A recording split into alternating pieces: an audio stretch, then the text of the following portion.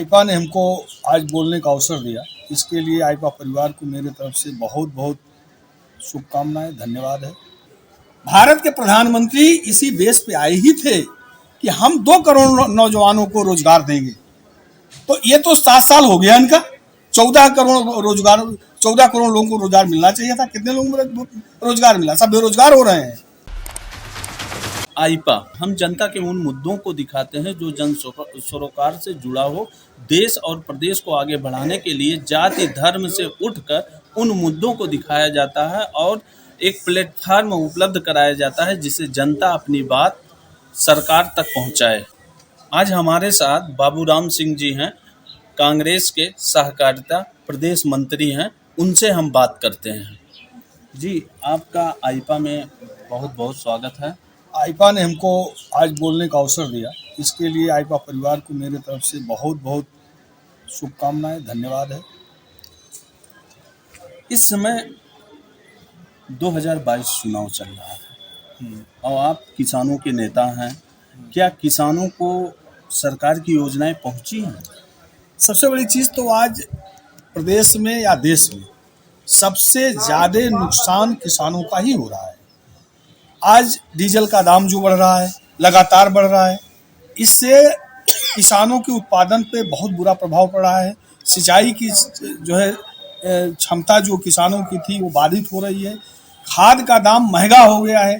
1200 रुपये आपका डीएपी मिल रहा है, 270 रुपये बोरी जो है यूरिया मिल रहा है, और वो भी कांग्रेस के रिजीम में 50-50 किलो का बैग आता था, आज 45 रुपये का बैग आ रहा है। इस तरह से किसानों की चारों तरफ से लूट हो रही है।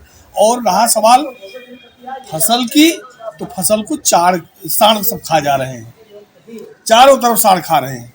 सरकार का तो दावा है कि गांव-गांव हम गौशाला बना दिए, छोटा पशुओं को पकड़ के वहां रखा गया है और उनको खाने के लिए चारे की भी व्यवस्था कराई जा रही है। सरकार बिल्कुल झूठ बोल रही है। इनका जो इन्होंने रमना तौफीक में बनाया है, सबसे बड़ा दुबोलिया ब्लॉक का वही इनका चारा जो है पशुओं के लिए केंद्र बनाया है, और वहाँ पशुओं को ना चारा मिलता है और ना पानी मिलता है। तमाम पशु मर गए। और रहा सवाल सड़कों पे, आप देख लीजिए, अब भी सांड का और गाय का भीड़ है, सब जो है बेलगाम है। सरकार का कोई अंकुश नहीं, सरकार झूठ बोल रही है। अगर हम बात करें विकास की, तो विकास की बात करें, लेकिन हम जमीनी हकीकत विकास हुआ है इस सरकार में कि नहीं? सरकार देखिए, आज ये जो दावा कर रहे हैं कि हम विकास कर रहे हैं, ये कहाँ विकास कर रहे हैं? सड़कें टूटी पड़ी हुई हैं, सड़कें बन नहीं रही हैं, तमाम सड़कों पे आवागमन बाधित है। कहाँ विकास कर रहे हैं? कोई विकास नहीं है। सरकार केवल अपने हाथों से अपनी पीठ थपथपा रही है और कोई बात नहीं है। अगर हम बात करें शिक्षा की, तो क्या सरकार की योजनाएं बच्चों तक पहुंची और शिक्षा व्यवस्था सुधरी है? महोदय सबसे ज्यादा प्रभावित शिक्षा व्यवस्था ही है। पूरे प्रदेश में कोरोना काल में 2020 से लेकर अब तक शिक्षा संस्थान सब बंद चल रहे हैं। महोदय, आप भी इसी समाज के अंग हैं, और आप बताओ, इनकी रैलियां हो सकती हैं, इनकी मीटिंगें हो सकती हैं, तमाम शादी ब्याह सब हो सकते हैं, माल खुल सकते हैं, स्कूल नहीं खुल सकते। जहां आज हमारे देश का भविष्य शिक्षा ग्रहण करने जाता है, स्कूल सारे बंद चल रहे हैं, 2020 से बंद चल रहे हैं। ऑनलाइन कौन पढ़ा पाएगा? ऑनलाइन तो वही पढ़ा पा रहे हैं जिनके पास पैसा है। आज वही जो संसाधनों से भरपूर विद्यालय वही ऑनलाइन चला पा रहे हैं। देहातों में कहाँ ऑनलाइन चल रहा है? सारे बच्चे घर बैठ करके जो बर्बाद हो रहे हैं। शिक्षा व्यवस्था सबसे बर्बाद है। हाँ, जब अगली पीढ़ी बर्बाद हो जाएगी, वही भाजपा जैसे नाम का नारा लगाएगी। इसलिए बर्बाद किया जा रहा है। वो योजनाएं है सरकार की।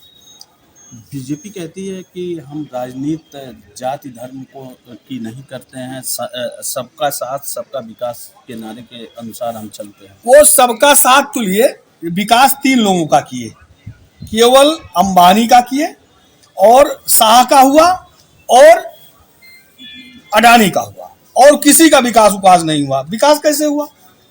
सबका साथ तो लिए, किसका विकास हुआ? आज महंगाई से जनता त्रस्त है। आप बताइए, 215 रुपये लीटर कड़वा तेल जो है जनता खरीद रही है। कैसा विकास? कहाँ विकास है? इन्होंने सबका साथ तो लिया, विकास केवल उद्योगपतियों का किया। ये उद्योगपतियों की सरकार है और उद्योगपतियों के लिए है। सरकार का यह भी दावा है कि गांव-गांव हम गरीबों को आवास दिए, शौचालय दिए, गांव में पानी व्यवस्था, बिजली, सारी व्यवस्थाओं का दावा कर। बिजली व्यवस्था इसके पहले भी थी, कांग्रेस के रिजीम में बहुत अच्छी बिजली आती थी और उस समय भी इंदिरा आवास चलते थे। ऐसा नहीं सरकार ने कोई नया फंडा लाया है और आवास बनवा रहे हैं। उस समय भी सरकार जब कांग्रेस की थी तो इंदिरा आवास बनते थे, तमाम आवास बनते थे और सभी गरीबों को आवास दिया जाता था। भोजन का अधिकार जो है, भोजन का कानून दिया कांग्रेस ने। आज वही 2 रुपए किलो जो गेहूं और 3 रुपए किलो जो है चावल जो कांग्रेस ने तय किया था, आज वही बांट रहे हैं। कौन आवास दे दिए? सरकार की यह भी दावा है कि कोरोना काल है, बहुत गरीब भूखे रह जाते थे, उनके लिए निःशुल्क राशन की व्यवस्था हम कराएं। यह चुनाव को देखते हुए राशन बांटा जा रहा, मार्च के बाद सब बंद हो जाएगा। चुनाव है इसलिए राशन बांट करके वोट कैश करने का एक जरिया बना दिया गया है। बाकी 6 महीने पहले से ये जो है इनका राशन फ्री बंट रहा है। इसके पहले क्यों नहीं बटा? जबकि 2020 से मार्च 2020 से कोरोना चल रहा है, तब क्यों नहीं राशन का फ्री था? चुनाव नजदीक आया, इन्होंने राशन फ्री किया क्यों? वोट लेने के लिए, और कुछ नहीं है। ये चुनाव प्रभावित कर रहे हैं। सरकार का यह भी दावा है कि बेरोजगारों युवाओं को रोजगार दिए, जिससे आज देश बहुत आगे जा रहा है। वाह, यह आपने बहुत अच्छा प्रश्न किया है, इसके लिए आपको बहुत बहुत धन्यवाद। भारत के प्रधानमंत्री इसी बेस पे आए ही थे कि हम 2 करोड़ नौजवानों को रोजगार देंगे। तो ये तो 7 साल हो गया इनका। 14 करोड़ लोगों को रोजगार मिलना चाहिए था। कितने लोगों को रोजगार मिला? सब बेरोजगार हो रहे हैं। तमाम संस्थाएं बेच दी गई, तमाम लोग जो नौकरी करते थे घर चले आए। कहाँ रोजगार दे रहे हैं? सब झूठे वादे थे और वो जुमला था। जैसे 15 लाख का जुमला था, हम सारे लोगों के खाते में 15 लाख भेजेंगे, वो जुमला था। तो ये भी जुमला था। कोई रोजगार किसी को नहीं मिला है। सारे नौजवानों की जवानी सूख जा रही है। परीक्षाएं होती है पर पेपर आउट हो जाता है। कैसे आउट होता है पेपर? सरकार चाहे पेपर आउट होगा। इसके पहले कौन है पेपर आउट होता था? कांग्रेस के रिजीम में कभी पेपर आउट होता था? तब संस्थाएं पेपर बनाती थी, अब उद्योगपति पेपर बनाते हैं। अब आज जो निजीकरण का इनका जो फंडा चल रहा है, तमाम संस्थाएं जो निजीकरण की जा रही हैं, तो आज जो नौजवानों का जो पेपर है वो भी निजी हाथ में है। वो अपने ढंग से बना रहे हैं, अपने ढंग से आउट कर रहे हैं। सरकार का कोई अंकुश नहीं है इस पर। और कोई नौकरी चाकरी, आज जो प्रतिभाएं हैं, जो पढ़ लिख रहे हैं, आप तो देख रहे हो। अभी जो है प्रयागराज में हमारे नौजवानों के ऊपर, हमारे बच्चों के ऊपर इतनी लाठियां बरसाई गई, जलियांवाला बाग याद आ गया। घरों का दरवाजा तोड़ करके लोग अंदर घुस गए हैं और बच्चों को खींच करके लाए हैं और लाठी उस पीटे हैं। आप भी मेरे समाज के ही अंग है। जरा देखिए आप क्या हो रहा है। ये नंगा नाच लोग कर रहे हैं। सरकार का यह भी दावा है कि प्रदेश में अपराध मुक्त हो चुका है। अब महिलाएं 10 बजे तक, रात 12 बजे तक टहल सकती हैं। उन पे अपराध मुक्त तो हो गया। होटल में कानपुर के व्यवसायी के मुख्यमंत्री के गृह जिला में गोरखपुर में मार दिया गया। ये अपराध मुक्त हुआ है? पुलिस वाले मार दे रहे हैं। कहाँ? खजनी में एक व्यवसायी लूट लिया गया। कहाँ अपराध मुक्त हुआ? ये सपना देख रहे हैं, कहीं अपराध मुक्त नहीं हुआ है। और 10 बजे रात को, अरे मैं कहता हूँ, शाह जी भाषण करते हैं, उनकी बीबी लखनऊ हजरतगंज में 12 बजे दिन में बढ़िया गहना पहरा के छोड़ दे, ना लूट ले जो कहीं वो बच जाऊं।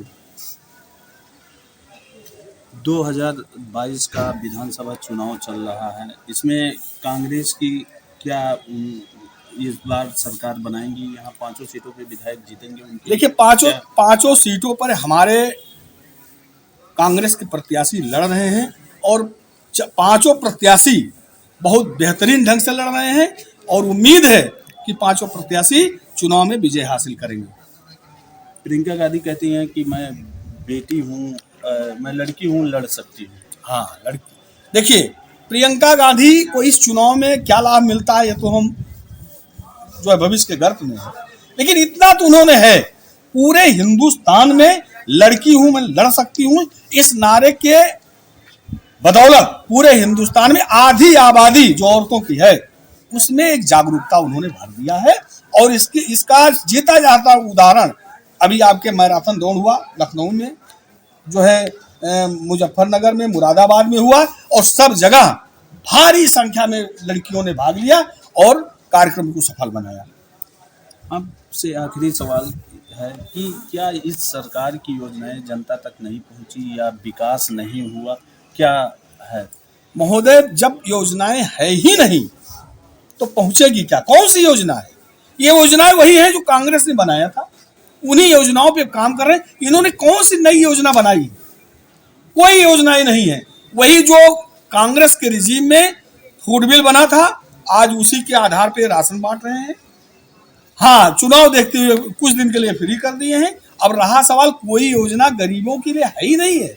आज गरीबों की अगर इनको चिंता है तो मैं सवाल करता हूं कि जो कांग्रेस के रिजीम में जो अरहर की दाल 55 रुपए किलो थी, आज 100 रुपए किलो क्यों बिक रही है? जो अरहर उड़द की दाल 60 रुपए किलो थी, आज 160 रुपए क्यों बिक रही है? आप बताइए। जो कड़ुआ तेल 50 रुपए लीटर था, आज 215 रुपए लीटर क्यों बिक रहा है? यथार्थ देखिए, गरीबों का कमर टूट रहा है, गरीब भूखों मर रहा है।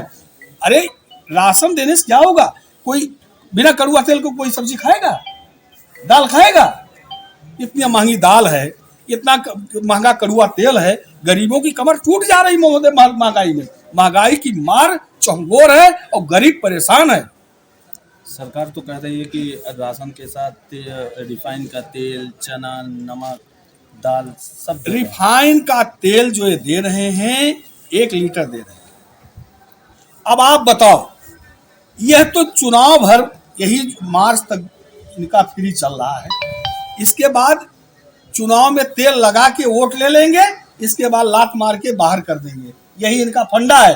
और जो महंगाई की मार से लोग जूझ रहे हैं, उनको तेल लेना पड़ता है, उनको दाल लेनी पड़ती है, उनको जो है सब्जी लेनी पड़ रही है। आज सब्जी कितनी महंगी है। बाबूराम सिंह थे कांग्रेस नेता, और इन्होंने बताया कि विकास के दम पर जो विकास कांग्रेस के रिज्यूम में हुआ था, कांग्रेस सरकार में हुआ था, वही विकास उत्तर प्रदेश में हुआ है। जमीनी हकीकत में कुछ नहीं है, विकास के नाम पर जमीनी हकीकत में कुछ नहीं है। आगे आप लोग आइपा को देखते रहिए। नमस्कार।